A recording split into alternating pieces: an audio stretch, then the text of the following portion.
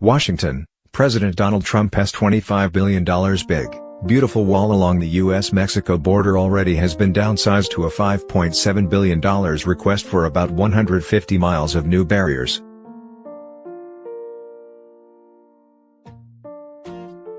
The fight has cost him 35 days of a government shutdown, several points in most surveys of his approval ratings and the pain of criticism from his right flank when he offered Democrats, to no avail, a 3-year safe harbor for about 1 million immigrants in exchange for the smaller request.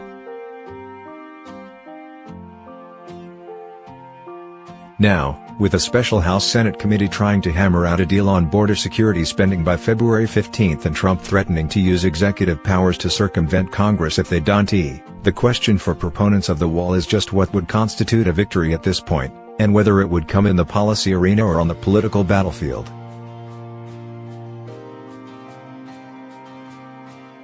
Right now, Republicans are playing small ball on the wall. But some immigration hardliners say the political stakes could be huge.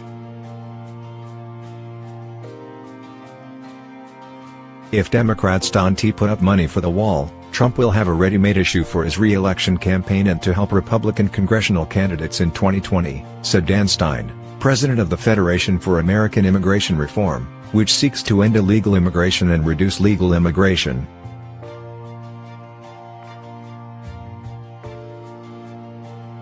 He has set up the Democrats to look so weak on border security that they're going to get their clock cleaned, Stein said.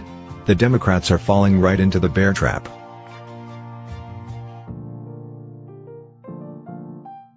Yet Trump focused his midterm barnstorming tour for Republican candidates on immigration, and the wall, specifically, and watched the House flip from GOP control into Democratic hands.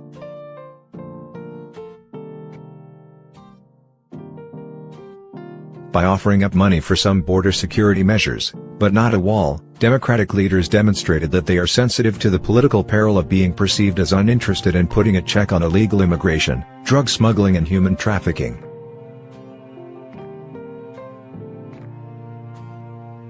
But Pelosi isn't flinching on the wall. There's not going to be any wall money in the legislation, she told reporters Thursday.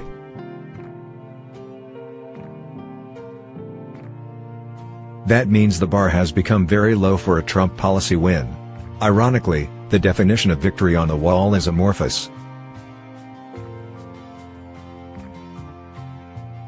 There is intense interest among the base in moving the ball forward here, said Ken Cuccinelli, president of the Senate Conservatives Fund and one of several interest group leaders who met with Trump at the White House to discuss border security this month. What it specifically looks like or what you call it isn't as important to ordinary Trump supporters.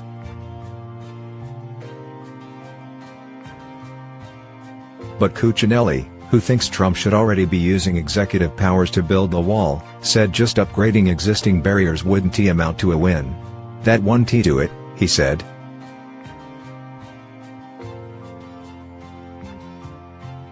Outside Washington's Beltway, victory simply looks like stemming the flow of undocumented immigrants and illegal drugs, according to Nick Myers, chairman of the Newton County GOP in the southwestern corner of Missouri.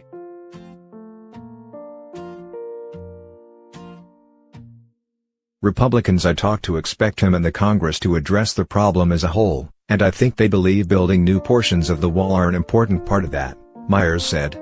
It's not aimed at who wins or who loses this thing and the perception of politics in Washington, D.C. It's whether these things are accomplished to protect the families of America.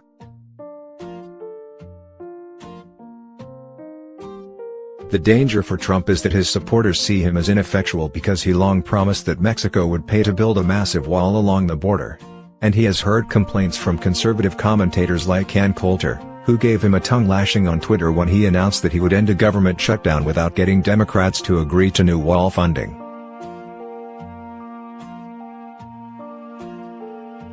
But Republicans who spoke to NBC uniformly pointed their fingers at Democrats as an immovable and unreasonable obstacle in the president's path.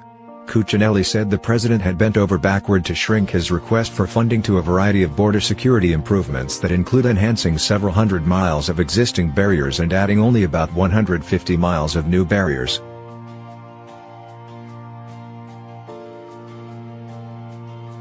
That just looks screamingly reasonable, he said.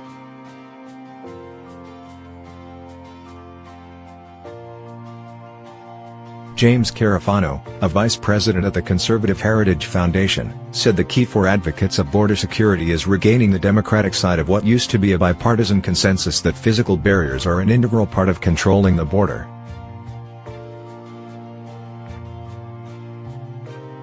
That is, it's less important whether Trump can build a new wall and more important that Democrats acknowledge, perhaps through funding new types of obstacles and upgrades to existing fencing, that barriers can be effective.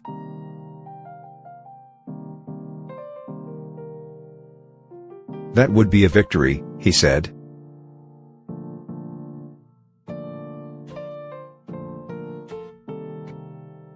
The best hope for Trump may be that, come election time, he wins for losing on the promise to build a wall.